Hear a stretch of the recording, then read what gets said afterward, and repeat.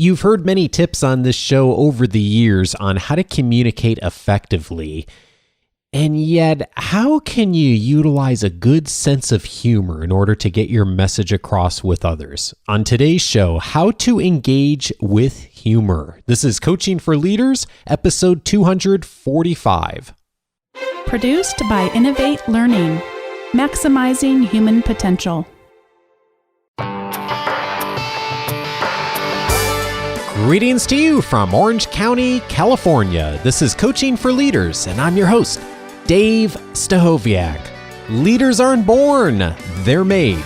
And this weekly show will give you access to the best thinkers, resources, and actions that will help you to develop your leadership skills. And thank you for tuning into the show again this week. I'm glad you did, because today we're going to tackle a topic that, well, is one that is challenging for a lot of us, which is humor. And actually not just humor, but more importantly, how do we engage people? And I'm really glad to introduce my guest today, and that gentleman is David Nihill. David is the author of Do You Talk Funny? 7 Comedy Habits to Become a Better and Funnier Public Speaker. And we're also going to be chatting today about not just speaking, but how to be funny in conversation in general. David, I'm so glad to welcome you to Coaching for Leaders. Yeah, thanks for having me. When I was looking at your website, I found this phrase that you guys had featured, I think, on one of the videos, and it said, humor isn't a nice to have, it's a must to have. Tell me more about that. Why that message? Yeah, very much what we were finding that audiences these days were socially conditioned to receive information with a level of entertainment. That what we were seeing was being produced by companies was much more infotainment. And they were having to do this in response to even the news mediums here in the US, where people don't really watch traditional news for years. It more pops up in the way of, had done originally through Stephen Colbert or John Oliver. All of a sudden you were getting this critical information, but you were getting it in a way that would stand out in mediums like Facebook, where people were spending their time. And I guess our argument was, if you want to compete with people's attention these days, and with ever decreasing attention spans, they're used to receiving information with a level of humor or engagement or entertainment. And if you want to fight for their attention or stand out, then for you, humor isn't a nice to have, it's a must have. Boy, and I say this on email as well, too. When I get email from organizations that I'm affiliated with, David, the ones that are just like information as far as events and bullet points don't really engage me very much. But when there's someone does something creative or gets my attention, I'm a lot more likely to click on it or read it or follow through on it. Seems like that's becoming the norm now, isn't it? Yeah, it's nearly expected. When you're going through your inbox, sometimes it's kind of a big pile of sadness. It's just work piling up and requests for your time. And if there's some little snippet of funny in there, you're like, ooh. And, scientifically, that actually spikes dopamine in your brain. You're more alert all of a sudden, and you're more likely just to quickly respond to that or do what that asks you to do. So we ran a lot of tests actually with creative copy on emails at one stage. And even with cold emails to people we did not know in any way, shape, or form, when we had a significant level of humor in there, our opening rate was over 50%, which was insane. Yeah. At one stage, but they were spreading our message for us because it was funny, it was engaging, and the copy stood out in an inbox, which was not a big pile of happiness. To be honest, nearly everything I've done over the last year, it linked to this book, where it's testimonials for the book or it was publicity for the book. Most of that was done by sending funny GIF emails. And I have a list of those somewhere. I'll make sure we include them in the show notes for your listeners. But it was literally just funny GIF videos of Cookie Monsters looking impatient, or I'd send a message going, are still signs of life over there? And it was just an empty town, basically, with a bale of hay blowing through it. And people were likely to reply back to these things at a rate that was literally about 9 to 1. Wow. Nearly all the time. So it's just doing something a little bit different that, doesn't require an action. And in doing so, you don't feel like you're annoying the person. You're giving them a little bit of laughter in their day because they're pretty busy. Sometimes, I mean, everyone's interpretation of humor isn't always the same, but I'd say out of a couple of thousand people I sent those funny follow-up emails to, only 2 people out of that were like, hey, I don't really like these, but here's the information you're looking for. You're making me think of something I did that was kind of nutty a few years ago, David. It must have been 5 or 6 years ago. It was Groundhog Day here in the States, and I bought a bunch of stuffed groundhogs randomly. I don't even remember what made me think to do it, and handed them out to clients on Groundhog Day, and it was just sort of like a funny joke thing. And as recently as 2 or 3 weeks ago, I had someone email me with a picture of their groundhog at their desk, and it's been like 5 years, man, since I did this.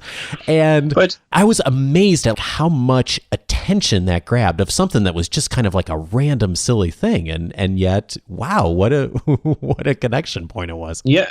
Yeah. I mean, it just burns a memory in people's minds of some little bit of engagement or entertainment. It's something different that stands out. We actually went as far as to create a personalized follow-up email to a guy with 2 people singing on guitars about how he hasn't got back to them and how we're just following up and we had to write this song. And then I went to a conference, and sure enough, the guy made about 25% of his keynote talk about our hustle and following up with him. And he played this video for the whole audience, which was pretty bonkers. So it was just something small we did. It ended up featured on the HubSpot blog and Salesforce blog and all these things. And it was fun to do. Like it's just taking that extra time sometimes. And that was kind of the rationale behind the humor. Isn't it nice to have? It's a bit of a must-have these days. But realistically, that word humor there could be interchangeable for any form of creativity to grab people's attention. Well, one of the things you talked to me about before we started recording today was that the goal of this isn't necessarily to be funny or to make people laugh. That's nice. But the goal is really to engage people. Could you tell us more about that distinction? Yeah, to be honest, I think that's just the pain point for a lot of people these days, whether you're producing content or you're doing a load of safety videos you need to put out to employees, or it's a blog you're putting together a video, that you're forced to be really, really concise in nature, and your pain point often is engagement. So you're doing a video course, engagement rates are typically really, really low. You're putting out a blast of a newsletter, and typically your opening rates are really low. You're just looking for ways to get people to click or get people to engage with you and follow the action you're looking for. And humor represents a really, really good way of doing that, because guess what? I mean, you're competing with attention for other companies that are using that, innovative ones, even if it's someone like Eat24. I don't know if you've ever been subject to their messaging, but it's just always funny and quirky and humorous on emails that you typically wouldn't engage with, that are just feeding you information, all of a sudden are a lot more entertaining to read. And that engagement rate does go up when you inject humor, as long as it's well done. That actually gets to one of the core things I wanted to ask you about, David, because I am sure that there are people who did not listen to this episode or hit delete because they saw the word humor in the title and something went through their minds, as has gone through my mind, which is, well, I don't need humor. I'm not funny. That's just not something I'm good at. And I think, in fact, when you and I exchanged emails the first time, we had a friend introduce us, I think I messaged you back with something like, David, please help, I'm not funny, or something like that. I was trying to make you laugh. But there was also a sense of, I don't think of myself as a funny person. And I think for a lot of us, there's that mental mindset of, I can't do this and I can't get good at this. How do you coach people to move beyond that? Yeah, it's funny. I mean, if you ask a bunch of people here in the States, are they funny? Most of them will probably say no. If you ask that question in Ireland, where I'm from, everyone's like, oh, yeah, of course. Naturally funny. Oh, obviously. It's funny over here. It's very much in tune with leadership. When your argument and your point and your intro to the show, a lot of the time, our leaders are not born, they're made. Yeah. A lot of the funny people you're subject to in the world through mediums, whether it's from Comedy Central to anything online you're watching, a lot of those guys have followed a very systemic process of of learning over a number of years, and they've picked up techniques along the way that they did not naturally have at the start. And a lot of people I encountered along the way when I was doing a year pretending to be an accomplished comedian to get over a fear of public speaking, which certainly does not sound like a good plan, and it wasn't, I can assure you. But I met a lot of guys who I would have said 100% this guy is not funny or engaging in any way. I remember specifically being in a comedy club one time and talking to a guy who I would have put down as one of the least exciting people I've met in a long time. Really struggled to hold a conversation, looked really, really awkward in every way.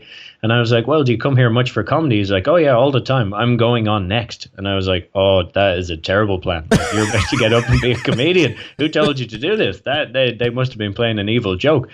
And he got up and was absolutely hilarious for 15 minutes and had people belly laughing. So he was very much the embodiment of maybe not everybody who goes through that learning process becomes famous for being funny, but all of them were becoming funnier. And there's certainly a bunch of systems and procedures and techniques you can use to actually bring that out and make it quite systemic. So very much in line with your leaders are, they're often not born, they're made. It's the same thing with a lot of funny people you're saying away. Yeah, they might be a little bit funny. Some guys might be naturally funnier than others, but a lot of people who are famous for being funny were not funny to start with. Well, I remember just a couple months ago seeing a video of Louis C.K. talking about how in his own words, he was awful at comedy the first 10 years he did it, and talked through how hard he worked and all the principles he learned and how difficult that road was. And I've seen a number of very famous comedians who have either written or spoken about that, of how hard they've worked in order to hone that craft, and that the best ones out there are really, like you just described, have really followed a very precise system for themselves and learned from others on how to do that. So it's one of these things, like, it looks, when it's done well, it looks so natural, but the reality is there's a lot of work and a lot of intentionality that's gone into that. Well, there is, but the very nice thing is behind that, all those guys typically have one thing in common. Over, say they're putting in the 10,000 hours that Malcolm Gladwell says to become a master. During that period, they tend to get really good at writing. So the one key element all these guys have in common is their writing and proof. So if I told you could be funnier, you'd be like, well, I'm not sure about that one. But if I said, well, you can become a better writer, you'd say, well, of course, I just have to write a little bit every day. And that's essentially what these guys are doing. There's a system to that writing, obviously, that makes their timing look great, makes their delivery look great, but that's repeatable for business speakers. And what we found when we analyzed all the world's leading TED Talks at the moment, that humor was at a level in their evidence that was actually funnier on a laugh per minute basis than the funniest movies of all time. And they were using the same techniques as comedians. And if you look up those guys' talks that they'd given early versions of that talk, they weren't as good. They'd improved it over time. They'd rewritten it. They'd studied it. They'd realized that information coupled in certain sequences is more memorable, like delivering things in items of tree. I can't pronounce tree, by the way, as your listeners probably just figured out there the hard way. It's an Irish thing. But if you flip, all of a sudden, I mean, the heart of comedy is a sequence that is playing on the sequence that all content created and delivered in elements of tree is more memorable to your mind. Tree being the smallest sequence of elements your mind can recognize as a pattern. And what comedy does is they make sure the last element in that sequence breaks the pattern. So rather than just being 1, 2, 3, if I count out, then tree is always predictable. They make it 1, 2, 4. So whatever two elements they start with, they break the sequence with the third item, and that's what makes it funny. And they build as much expectation as they can to allow you to think you know where it's going, and the last item in the sequence breaks it. And that's really at the heart of nearly all comedy that you're going to see, repetitive use of that sequence. But it's also the same sequence that's at the heart of great copywriting, great emails, and nearly all form of content that you're exposed to. It's that sequence of tree because you remember it, recall it, and because you're doing so, you're able to repeat that information easier. So I suppose the oversimplified traditional version of that would be the old knock joke, or the guy who walks into the bar and there's always like the first two and then there's the third. He's always different. An Irishman, by the way. Why is the Irishman always subject to that joke? And he's always in a bar. Why doesn't he walk into a vegan restaurant? Like an Irishman walked into a vegan restaurant. You're like, ooh, that could happen. That would be interesting by itself. Here in Southern California, that does happen all the time. Yeah, it does. I don't know if Irish people are in there yet. We're being dragged in there just out of curiosity. But yeah, it's always three guys walking into a bar. Or it's always three elements to the joke. And it's always the third guy or girl in that sequence that does something that breaks the sequence. And you can simplify that in any way you like, or, even at the start of this podcast, your introduction, there was three elements to what this podcast seeks to do. Yeah. In every great talk, there's three elements. In every great story, there's a beginning, a middle, and end.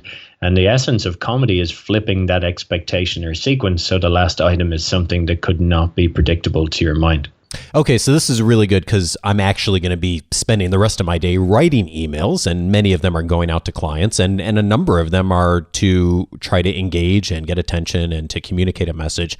So for our listeners who are sitting down and doing the same thing or crafting their next message, where's the starting point as far as thinking through, and let's just take writing as an example, because that's something we all need to do.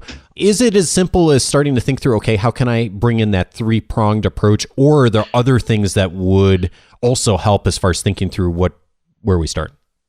Yeah, I mean, to be honest, the best place to start, the safest place to start, and the most accessible to you, and probably the most fun, is to start with a list of things or stories that you think are fun or engaging on some level from your own life. So things that have happened with customers, the craziest customer you've ever had, the craziest email you've ever received, that guy called Dave who keeps sending you a groundhog once every 5 years. You note all those things that you find anyway entertaining, and you literally start a list on your smartphone or somewhere that's accessible to you all the time, and you call it funny file list. Comedians, all funny people, all great writers are really good at doing this.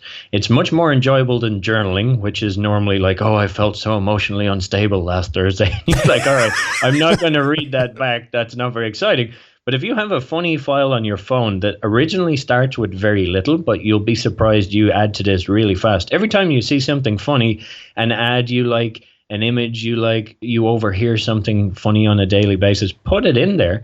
And literally you just try and incorporate these elements into your own stories, into your own meetings in their shortest, most effective form. So you literally have a bunch of content to draw from. And I guarantee you, if anything embarrassing has happened to you ever, if you had a pitch that went horribly wrong, if you had a public speaking event that went totally sideways, if you had a customer meeting that went south fast, anything that happened to you as a kid growing up in any way, if there's embarrassment in there, there's humor in there. It's just, are you willing to talk about it in front of a bunch of people? But what guys are great at doing about writing and content producers and comedians, they just take those snippets of everyday life and they refine them and they write them out. And then they apply this sequence to it. So it's the shortest introduction to that story. It's what's the key fun or funny part to that story, and how do we delay that funny part until the end? Because it's that delaying it to the end that makes your timing look awesome. I love this suggestion of having a funny file. I have a love file on my email account where anytime I get something where someone says something nice, I put it in there, because on the days when I'm dragging, I'll go in there and I'll look at it. Never thought about doing a funny file. I thought this podcast was going to get you in trouble with your wife there for a moment. No, like, I have a no. love file on my email list. You're like, no, okay. that's a whole different podcast, David. Yeah, exactly. I'm not coming on that one as a guest. You're going to get me in too much trouble. Yeah, I mean love in the broadest sense of the term. Yeah, I get you. You're safe. Don't worry. But yeah, to be honest, it's just an enjoyable thing to do. And when you start, there's nothing on there. And all of a sudden, when you're looking to write a blog post and it's about technology and you're like, I have a product that improves technology, how do I start this off in a way that's relatable to people? All of a sudden, you write a short form story about your parents, your grandparents, or someone in your family struggling to adapt to new technology.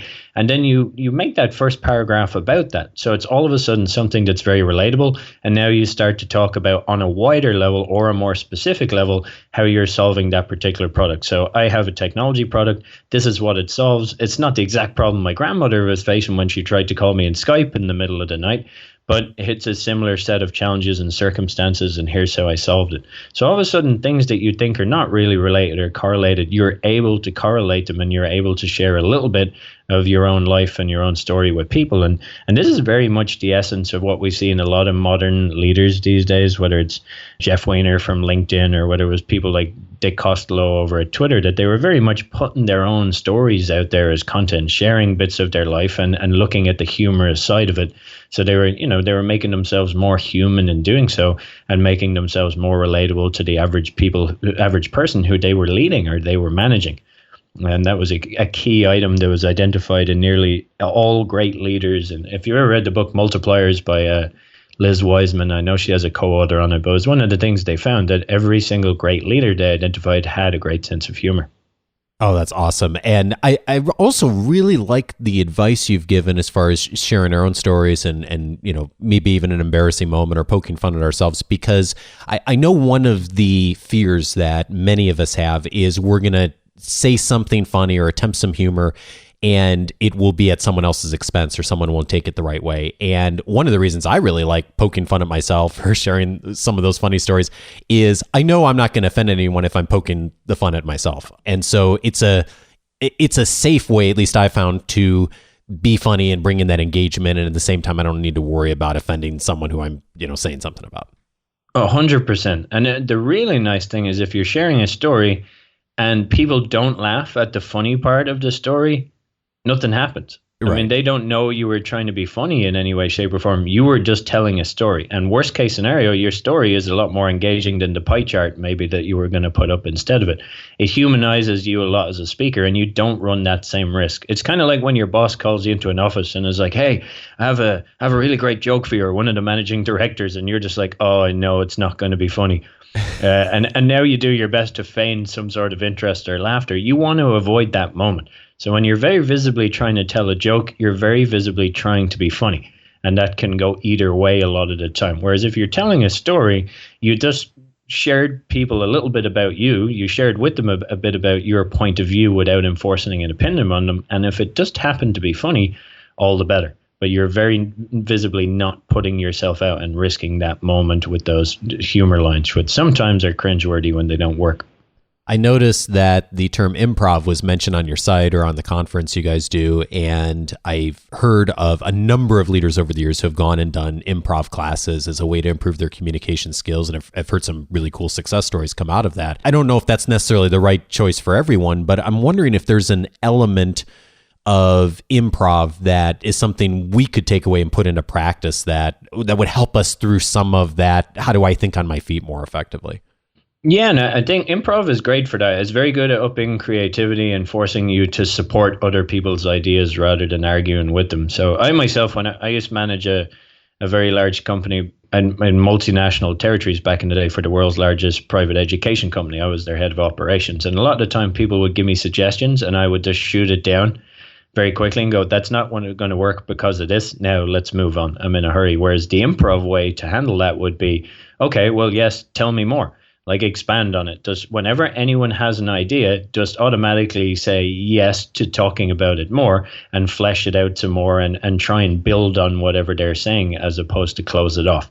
And that's pretty much the core principle of improv is collaboration and saying yes and to any idea. So that's okay. That's great. Thanks for your suggestion. And how would we do that?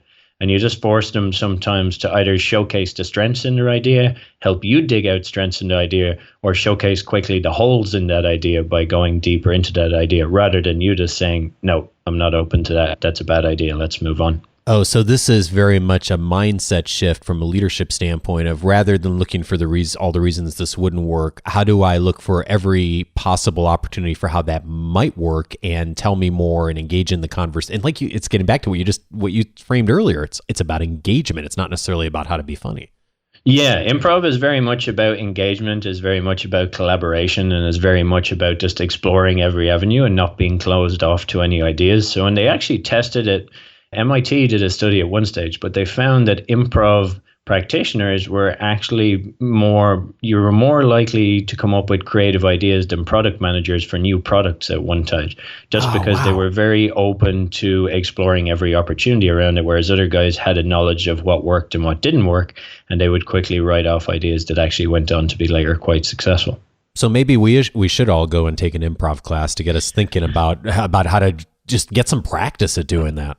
Yeah, I mean, it's a fun process to go through. Can be a little uncomfortable at the start, but it's extremely supportive, and that's the nature of improv. I love kind of what's termed rehearsed spontaneity, whereas if you're in a leadership position and you're giving a talk in any way, or you're addressing people, that something you're able to take something and make it look very much in the moment that is not in the moment. So I think one of the most highlighted examples of that I've come across was Martin Luther King's "I Have a Dream" speech, which he's given a lot of credit for impromptuly just adding the "I have a dream" part the particular day he got famous for delivering it, because he wasn't planning on including it. Somebody backstage just kept calling out, "Martin, tell them about the dream." So he built it into the talk, even though he hadn't written it into the talk. But that year, they estimated he'd given up to 350 public speaking appearances alone. And on many occasions, he referenced the element of having a dream. So it was something he talked about. He knew it resonated with the audience and he knew it worked. He just didn't plan on mentioning it that day. But a nice thing about a rehearsed spontaneity to give that improv look to things is sometimes when you actually tried and tested the material, and on that particular day you just happened to include it. It looks like you just made it up off the top of the head, but very much you actually had it tested before. And you can do that in a humorous setting with your own personal stories. So it looks improv, but it's your story. You've told it before. You probably know where people laugh at a Christmas dinner or in a business outing or literally sitting around with your friends in a bar somewhere or a restaurant. If you can restructure that sentence so the funny bit is at the end and you just happen to include it in a talk you're giving or a speech you're giving or when you're addressing employees, all of a sudden they give you a lot of credit for using improv, but it's actually very much rehearsed. So glad you said that, because in my work with Carnegie over the years, we teach presentations courses, and one of the elements we talk about is how to manage a question and answer session at the end of your talk or sometimes during your talk. And people are often surprised at how much strategy goes into that beforehand and how much you do have control over how that conversation goes, even though you don't know the questions that are coming, because of planning it out, thinking through the methodology of it, thinking about the message you want to send. There's so much that can be done to really frame that really well, and it's not random by any means. No, and if you want to remove that random component to ending a talk on a Q&A session, the easiest way is to not end a talk on the question and A session. So anyone I would advise in any way, shape, or form, and certainly one of the tips you'll find in my book, and I do this myself, I did it in a talk last week at a Google Author Talk when I was asked to come speak, is just to take that. You can manage it, certainly, you can control it, but there's always something that can go a bit sideways in a Q&A session. And you risk that now is your exit. So you're on stage, nobody asks a question, nobody has a question, you feel a little bit awkward. They're like, the host is frantically running around trying to find somebody to, hey, do you have a question over there? And they're like, no, I just yawned, leave me alone. And as a speaker, you're kind of just walking off and nobody really knows if it's over yet. They don't know whether to applause. They're not 100% sure that it's finished. Yeah. The easiest way to avoid all that is you just to say, okay, I'm going to take a couple of questions and answers before I make my conclusion. And the saving the conclusion with 3 elements, ideally, because we now know that's the most memorable sequence to your mind, gives you a lot more confidence in the Q&A, because it goes long or short. At any moment, you can cut it off and everybody will approve because you already told them you need to finish and make your conclusion. They know there's some time left, but it also allows you to control the ending. And that way, everybody knows it's over. There's no awkward moment when you're on stage and you're waiting for another question. And when everybody knows it's over, they all applaud in unison, and it gives you better video at the end of the day as well, because it looks like you're going out with a bang. You may have been a Carnegie instructor in a past life. We do the exact same thing. Nice. Oh yeah, and the process: initial close, Q&A, final close, because you want to have the last word and frame it effectively. So I love it. Yeah, it just allows you to go out like a rock star, or like Steve Jobs, when you have a strong opening, but you have an even stronger closing. Yeah. Well, speaking of having a strong closing, you mentioned earlier on in this conversation that you have a fear of speaking, which is interesting since you've written a book on public speaking. And yeah, worst plan ever. I'm 100% the only person you're ever going to meet who has a book on public speaking that hates public speaking and doesn't want to talk about his book most of the time, or at least in public. Well, like, come and talk to us. You're like, no, leave me alone. I don't know. I'm not as confident on that as you are, because if I could add up all the podcasters, speakers, trainers that I've talked to over the years that have some fear of speaking or have a big fear of speaking, and I'm going to throw myself in that category too. It's really interesting that actually a lot of us struggle with that who've gone on to then in some way teach this or be mentors for this. And I'm wondering, how do you navigate around that and still find the humor in order to engage people? Yeah, well, to be honest, it was the humor that probably put to one side the fear of public speaking. I mean, the fear never totally goes away. It becomes manageable. And in making a crowd laugh all of a sudden, and in knowing you have a short story or a piece of content, or you're going to show an image or a video, and that's going to spike engagement, everybody's going to laugh. And I love the expression, the end of laughter is followed by the height of listening. But I really do believe that when you make someone laugh, especially in a conference or business setting where they may have been bored for a decent portion of the day, through no fault of ours or anybody else, they weren't intentionally being boring, but that spike in dopamine makes you more attentive than you've probably been all day when somebody said something funny or engaging. And just having a collection of things I know I can use that follows the same sequence and the structure that we've discussed gives me quite a lot of confidence about getting up there and experimenting with some other items, knowing that I have really strong material that will resonate with people to use. And I think knowing that with some tricks that I borrowed from a lot of comedians that I got to know over the years, experiments, really helped me relax a bit. Like knowing I wasn't going to go blank on stage, knowing I had a strong opening and a strong closing, knowing I had a couple of stories that would spike engagement in the middle, that definitely relaxed the mind a bit. David Nihill is the author of Do You Talk Funny? 7 Comedy Habits to Become a Better and Funnier Public Speaker. David, thanks so much for your time and your humor. I really appreciate it. Yeah, thank you.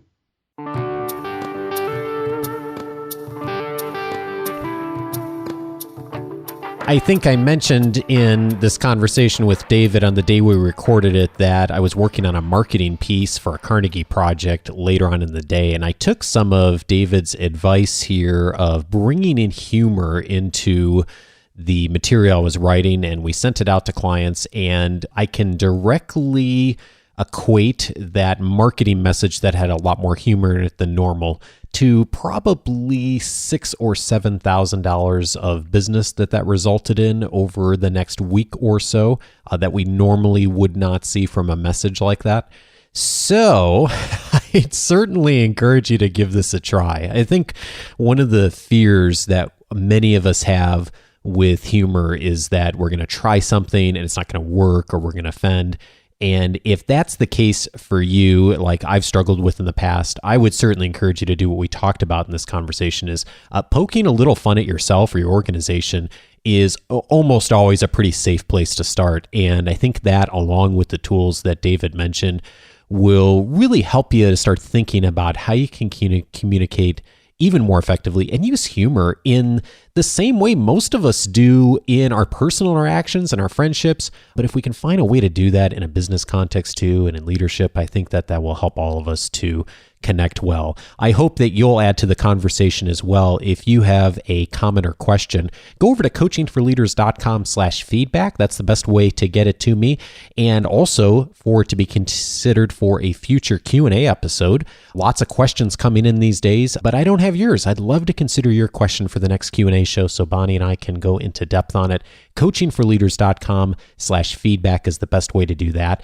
And a reminder, if you're just listening for the first time or maybe the first couple of times and you're not already subscribed to the weekly leadership guide, you'll want to get that because you will receive in your inbox on Wednesdays one guide that goes through and has the details of each week's show notes, the resources that we've mentioned, links to all of that, as well as links to things that I'm reading, viewing, sharing online that I think will be helpful to you to continue to help you keep your leadership development going during the week. And so if that's something that resonates with you, you can join at coachingforleaders.com/subscribe. We have thousands of people who receive that now every week. And when you join, you will get a bonus item. That is my reader's guide that lists the 10 leadership books that will help you to get better results from others and brief summaries from me on the value of each of those books. It's a PDF guide, but also comes with a video of me going through in detail each of those books, why I think they're helpful to you, and what value I think you can get from them if you'll take time to read them. And if you just grab one of those books this year that you haven't read, man, it's going to help you to really improve your leadership. Again, coachingforleaders.com/subscribe. And finally, this week, thank you to 3 of you in the UK. Go UK. Thank you so much for the kind reviews on iTunes. Aid Tho, Big Red 35, and someone named Grumpy Elf in the UK. Grumpy Elf, you may be grumpy in real life, but you're very nice on iTunes. Thank you, Grumpy Elf. I so appreciate it. And then finally, back here in the States, AI8706. Thanks for the kind words. I so appreciate it. Hey, if you've been benefiting from the show as well and would like to give some feedback on iTunes, a rating or review, I'm always grateful for those. It helps me to understand how people are benefiting, what I can do to improve. Go to coachingforleaders.com/iTunes if you'd like to do that. Have a great week, and I look forward to seeing you next week. Take care.